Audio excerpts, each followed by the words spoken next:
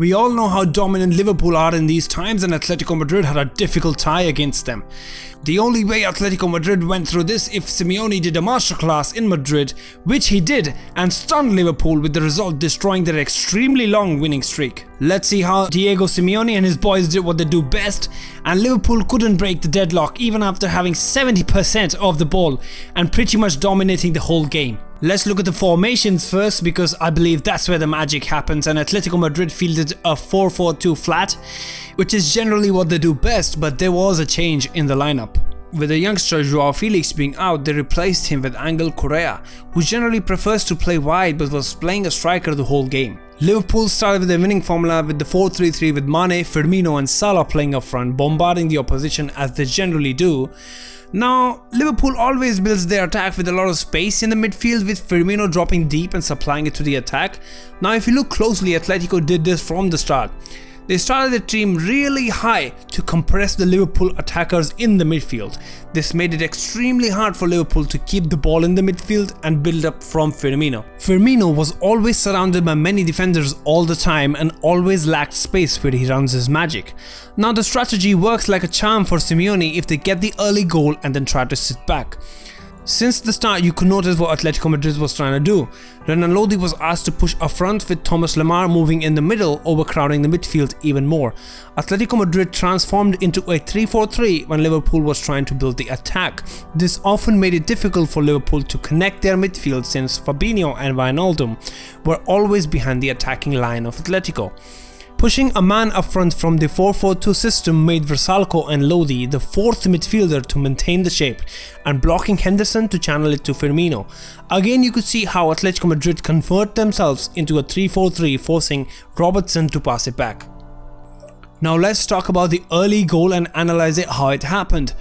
Renan Lodi, the Brazilian left back, was pushing up front from time and time again and always had the better of Trent Alexander-Arnold in the first 10 minutes. Thomas Lemar was supporting him and pushing in the midfield, as I explained earlier.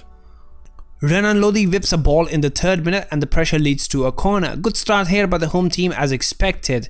And now closely look at the corner selection by Atletico. They push both their centre backs, that is Stefan Savic and Felipe, inside the 6-yard box, trying to get the early goal. And Koke, before taking the corner, tells Thomas Lemar to move up front to block the counter, since they both knew that the centre backs are in the attacking third. A perfect ball whipped in by Koke, and Liverpool struggles to clear, and it falls for Saul, who tucks it home. Atletico Madrid go 1-0 up really early in the tie and achieved what they wanted. Once Atletico Madrid had the lead, they went back to the 4-4-2 system, that is the 4-4-2 flat, since they didn't need to put pressure on Liverpool anymore. Notice how much space Van Dijk has when he wants to build up from the back, and Atletico Madrid are occupying the spaces in the midfield to fill the gaps near Firmino and Henderson. Later in the game, Atletico Madrid are ready to soak the pressure as they always do, and it works great for them to sit back and wait for Liverpool to penetrate. This allows Liverpool to play their normal game, having both their fullbacks up front. Robertson always left unmarked, since Atletico Madrid knew that their 4-4-2 flat was aimed to stop the midfield being creative and giving them space. This is a risky game to play, but as we all know that Atletico Madrid are masters of soaking pressure, they almost enjoy the pressure at times. The easiest way to break down the Atletico Madrid defense is to attack on the sides and pressurize the wings. Here's where all the space is left out when a team is defending compact as good as Atletico Madrid.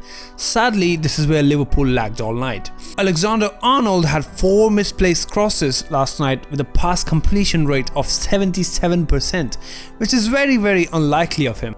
What Atletico Madrid were doing in the first half, that they were completely happy to let Liverpool have the ball, and at times they transformed into a 5-3-2, which made it very easy for Liverpool's fullbacks to cross the ball, and Atletico Madrid were ready to back themselves up and defend it. A 5-3-2 narrow helps to crowd the midfield even more and is generally used by teams like Athletic Bilbao in Spain, Roma in the Italian league for many years. This formation is mostly used in the final minutes to seal the game off, but Atletico Madrid was sticking to it from the first half, which is very smart from Simeone, since he knew that there is no chance that they could go head to head when it comes to Liverpool and attacking and counter-attacking for 90 minutes. During the unsettled moments, Henderson was advised to push up the fullbacks and pressurize them in their own comfort zone to win the ball back. In the start of the second half, both teams make changes and Liverpool sending Origi for Sadio Mane, which is the right choice for the aerial battles to unfold, and Atletico Madrid changed Thomas Lemar with the defensive-minded Marcos Llorente, making them intentions clear for even more obvious midfield backup. Getting to the 50-minute mark, we could see Liverpool getting really desperate for the away goal, and you could see Virgil van Dijk literally playing as a second striker next to Origi, because Liverpool had only one option to go through, and that was the wings and cross the ball in. Atletico Madrid were really compact in the midfield, and all the space was left on the wings to be exploited. You could see how desperately Virgil van Dijk is asking for the ball to be played by Joe Gomez aerially, since he is standing in the striker position. Just after the Liverpool get their first and the best chance at goal, which comes in from a cross, and Salah, not known for his heading abilities, heads it wide the post. In 60 minutes gone, Liverpool haven't tested Oblak once, and it's obvious to say that Simeone's plan was working. Later you could see how far Liverpool was pushing up, that Alisson was playing quite far out to help the ball to stay in the Atletico Madrid half. Going past 70 minutes of the match, you could see how the sharpness of Liverpool was dropping, and the way Atletico Madrid were defending with the same intensity, Liverpool was losing a lot of concentration, and it resulted in a very silly mistake by Liverpool's defense. And since they were not in shape, Renan Lodi, the man of the match, was through and playing a ball to Morata, which he failed to convert. Second substitution from Atletico Madrid was Vitolo for Morata, and this was a sign of change of shape from Atletico Madrid, as Vitolo is expected to play a bit more deeper than Morata, leaving Correa up front alone. This made a lot of sense since there was like 20 minutes left and they had the game to seal. Nothing much happened in the last 20 minutes, but very well executed by Atletico Madrid, because they literally had 10 men inside the box putting their bodies up front and preventing Liverpool from getting the away goal. Liverpool in desperation made some changes to introduce some fresh legs, but it did not help them to win the tie. Simeone's Atletico Madrid win their first match, and what do you think will be the outcome at Anfield? Tell us in the comment section below. Until then, it is Rohan from TFV Football. Like, subscribe and peace.